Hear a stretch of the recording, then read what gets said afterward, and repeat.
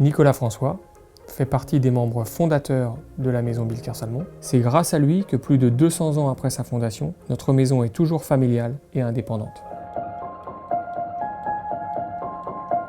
Cette cuvée de prestige rare est uniquement produite dans les années exceptionnelles et elle rend hommage à l'héritage que Nicolas François nous a laissé.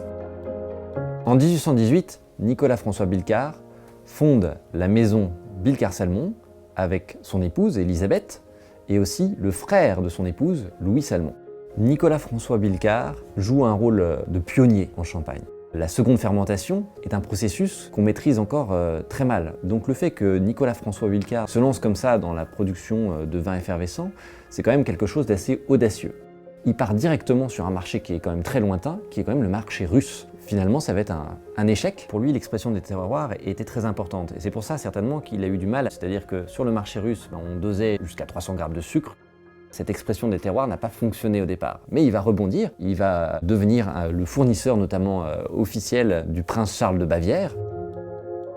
À sa mort, Nicolas François Bilkar laisse une maison très solide, qui expédie plus d'une centaine de milliers de bouteilles par an.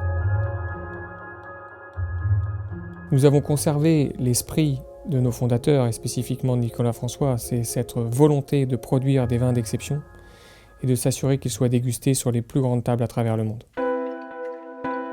On a un vin qui offre une superbe robe dorée avec des éclats brillants. Au premier nez, on a les fruits blancs qui s'expriment. Il a quand même passé 13 ans en cave, c'est largement plus que ce qu'on retrouve même dans les plus belles cuvées de champagne. C'est aussi tout le bénéfice de nos fermentations à 13 degrés où justement on va repréciser les arômes.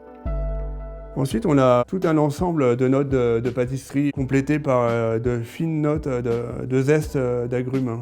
Le savant équilibre avec cette année assez riche qui offre une belle rondeur en bouche à l'attaque et en milieu de bouche, mais la trame des chardonnays bien nés de la Côte des Blancs reste là avec cette fraîcheur qui donne envie de reboire une gorgée. On a la chance d'avoir des grands terroirs sur craie. On a les 60% de pinot noir qui apportent vraiment la structure et les épices au vin. Et sa fraîcheur grâce au beau chardonnay.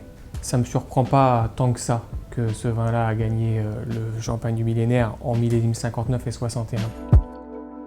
On peut aussi avoir une autre expérience de dégustation en carafant le vin où on va atténuer la bulle et on va avoir un côté crémeux qui va ressortir un peu plus et avoir plus de notes de fruits encore en bouche. Nous vous invitons à découvrir cette cuvée sur les plus grandes tables, chez les meilleurs cavistes et bien sûr au domaine. Nous vous souhaitons une bonne dégustation et au plaisir de vous accueillir.